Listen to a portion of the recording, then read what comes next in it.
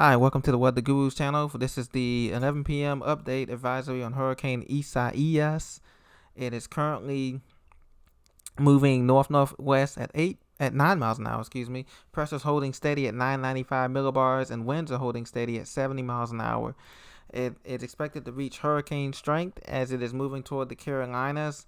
And I believe that it will reach hurricane strength as it is, has not become better organized, but there's still deep layer of convection on the east and northeast and north and east side of the system.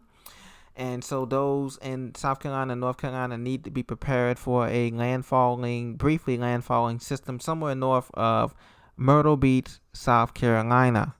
Now, Hurricane Isaias is expected to become a hurricane probably tomorrow morning or tomorrow afternoon by the 11 a.m. advisory.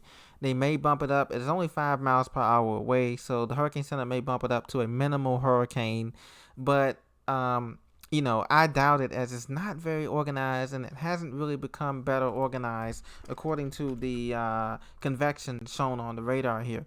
But so they hold the winds at 70 miles an hour. Some of these peak gusts here on this eastern side is continuing. The minimum pressure has dropped down 1 millibar to 993 millibars, so that suggested a little strengthening. So, 70 or 75 miles an hour, if you want to call it that, it's fine. The impacts are the same, and we're not going to get much rain out of the system because still places like Charleston and Savannah and Morehead City, Wilmington, and all of that, Ocracoke, they're on the western side of this storm.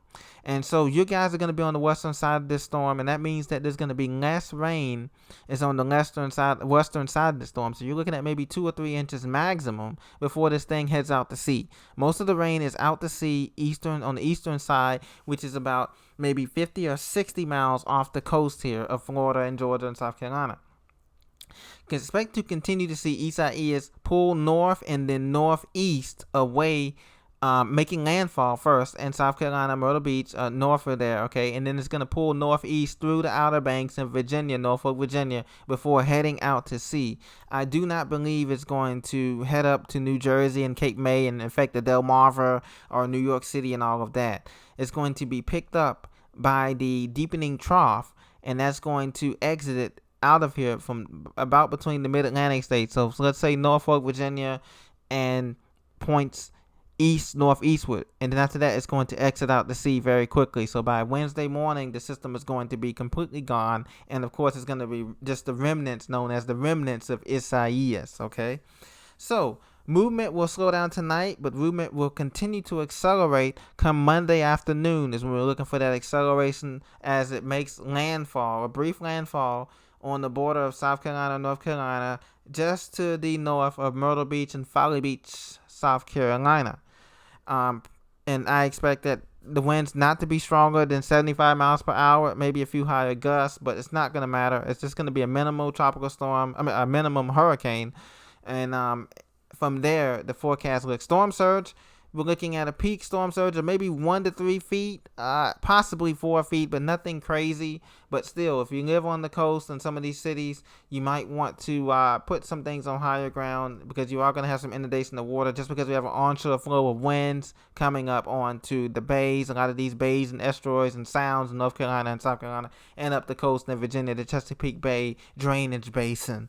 So this storm has been very kind to us. We're very pleased so far that Florida didn't suffer any damage. There was only a couple of thousand power outages. So even with tropical storm winds, things weren't that bad. As you can see, the wind speed probabilities, most of the tropical storm form winds here in the purple has stayed offshore. So places like Melbourne Beach, Florida, Daytona Beach, Cocoa Beach, barely saw any tropical storm force winds sustained. They had gusts of 34 and 40 miles an hour, but nothing really sustained. So that's great news.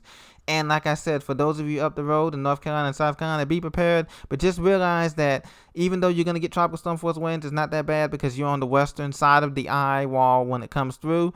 And so you won't experience anything crazy. And this storm it only has limited time. There's only about maybe about 280, 300 miles left of open water ocean for this storm to strengthen before it makes landfall, and that's just not enough time.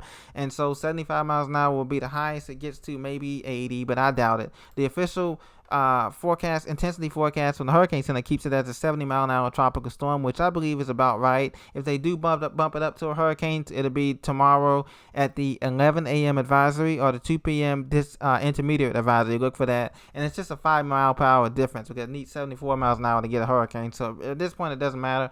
It's just going to be a heavy rainstorm, and it'll be moving quickly after Monday, and we get into Tuesday. So that's the 11 p.m. update, my friends. Stay blessed, and I'll talk to you soon. Thank you.